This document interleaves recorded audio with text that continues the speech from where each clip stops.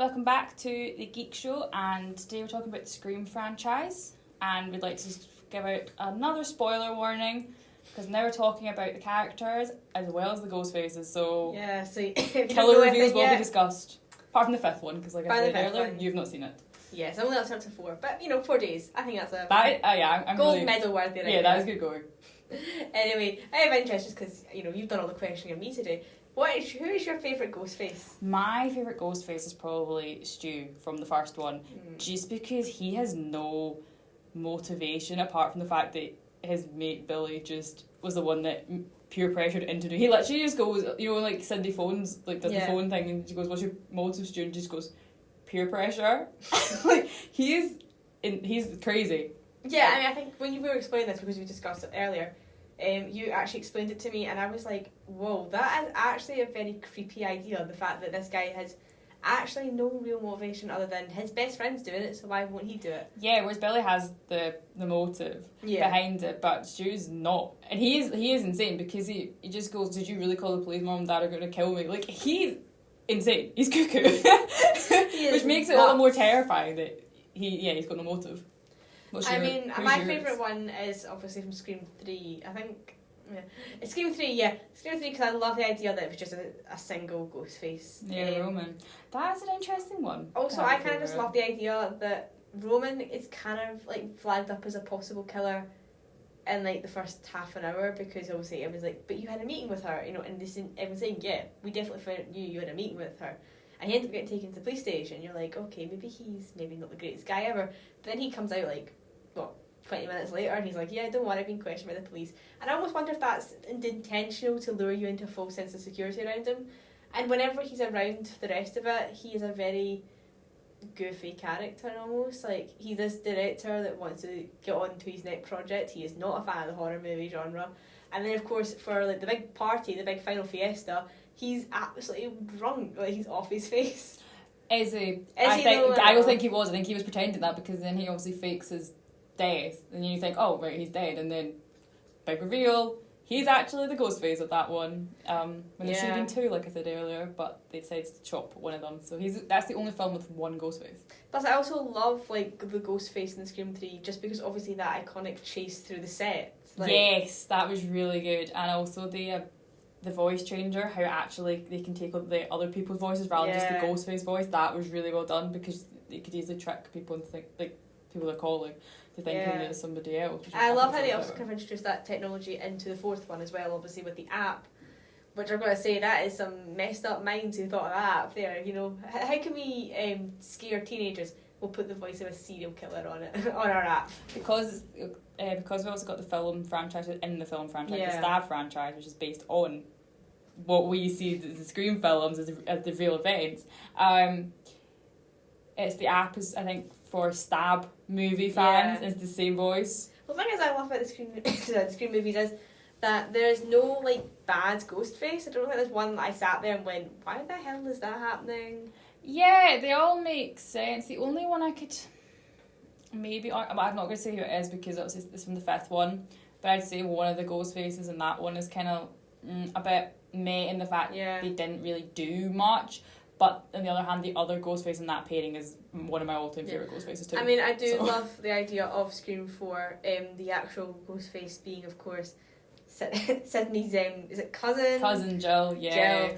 And I actually thought there was something very unhinged about the whole thing, about her deliberately causing all this agony to herself just so she could get fame. So she can get famous and be the new Sydney Prescott. Yeah, that was...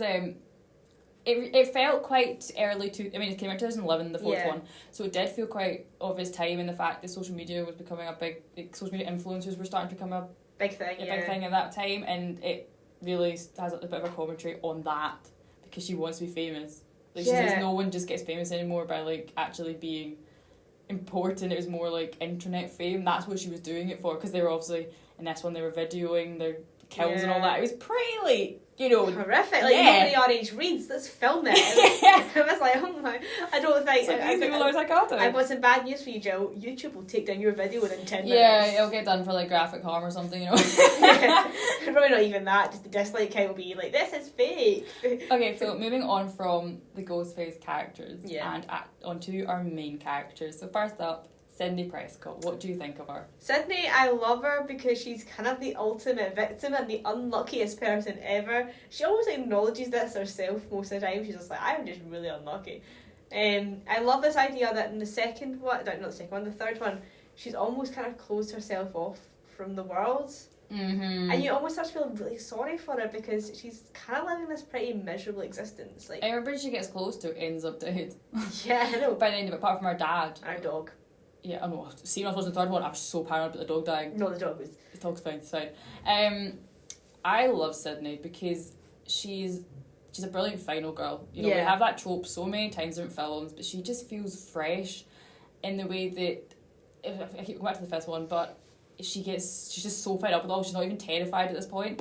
There's a scene in Ghostface calls her and she just literally hangs up and goes, I'm bored, and just hangs up. Yeah. And I thought that was just perfect because she's done this 4 times already. Well, you kind of get that She's done with them. still in the second one where she gets that prank collar, and of course she's already got the caller ID thing on. Oh yeah, and she's already yeah. got the laws memorised as well. Like, that was really good. yeah, I also kind of love the whole idea on the second one, especially where she's in the college play as Cassandra. Of course, I love my Greek mythology, and whenever it mentioned, I That love went over my head. See, the whole idea of Cassandra is that she can see all this danger coming, and she keeps screaming it out, but nobody believes her because she's cursed by the gods. Is that why when she saw Ghostface sneak in, she started screaming, "Oh, nobody believed," because they thought it was part of the play? Yeah. Right. Now I get that one. Right. Wow. Fake fan here. I feel.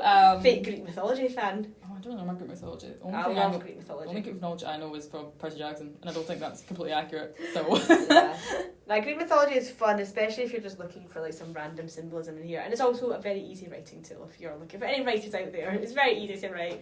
Just Google some Greek myths. No, I love Sydney. She's one of my favourite characters I think of all time. I just love her. Sydney's fun. She's brilliant. Anyway, of course, our next leading lady was obviously Gail. Gail Weathers. How not to be a journalist in the first one, we should just label her that. I mean, I love how both of us as a journalist in the journalism course were sat there taking notes about how this is wrong in journalistic ethics wise. Every time, in the first one when she's obviously chasing the story about the whole massacres that's going on, and she's got the guy with the TV camera, all I just kept thinking was, suddenly our news days feel quite chill. I know. We're not chasing a murder story, it's fine. Yeah. That's all I thought when I saw it. But I think Gail is it's weird because she's almost a class above the other journalists around her. I don't know what makes her a class above the other journalists around her. I think basically it's because she reported on the whole Cotton Weary with Sydney Prescott's mum's murder trial and wrote the book on it, and then remember the whole iconic, I'll send you a copy.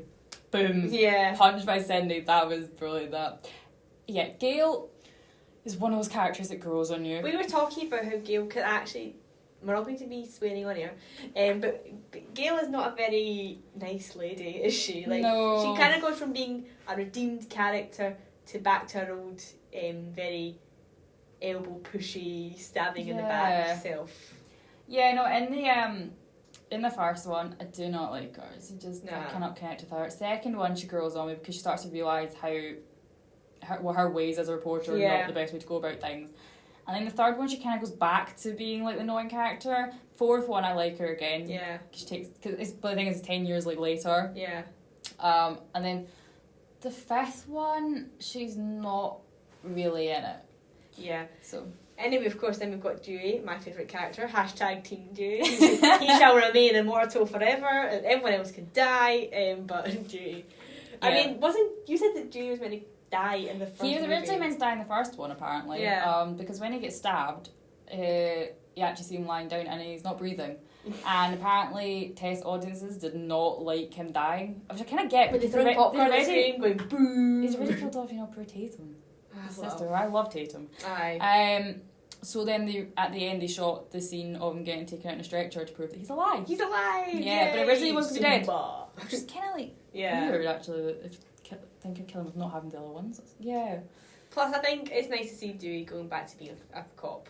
Obviously, the third one, he wasn't really. He was he was advisor. He was but it turns out he's undercover cop on it. Oh, right, okay. That because of the killings on the set of Stab 3. Yeah. I like seeing Dewey a cop. He's a good cop. Yeah, no. He's the ultimate cop. Anyway, moving on, just because we're running out of time a little bit. To Randy, the unofficial fourth main character.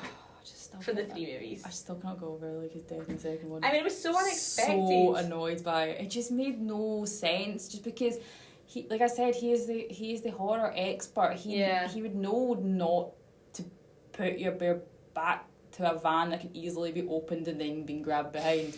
I don't know. It really, really infuriated me. Well, I kind of had a feeling it was coming because obviously they do separate them up, and I'm like, right, the one that's death by themselves is definitely the goner, right? Usually. Yeah, no. I think Randy and Sydney are my two favourites. Also, just the fact he's so knowledgeable about horror movies. He kind of reminds me of you, actually. Thanks. I mean, it's like a well, I would. In the first one, I'd be the person, like he is, that nearly gets stabbed by Ghostface whilst yelling at the TV for Jamie Lee Curtis in Halloween to turn around. I was going to say, I think the third movie, they realised what mistake they'd made with Randy and had to bring him back via tape. Yeah, and the thing is, in the fifth one, it's not really a spoiler, but all the characters are linked to the previous cast. Yeah. So you get to meet his niece and nephew, Chad and... Is it Chad? Am I making that up? Oh my god. And Mindy, and there's a brilliant parallel to that Halloween scene because she's watching Stab with the person playing her uncle yelling at the Halloween, her yelling at it whilst Ghostface comes up behind her. It is the most brilliant scene in that film. See, I love how the characters are so different, and that's the thing that makes Scream so good. So the characters, they're not really clones of each other. No, they're all very different and fleshed out characters. Right, so I think that wraps up our section 3. So we'll play Something to Die For by The Sounds, and then we'll wrap up the show.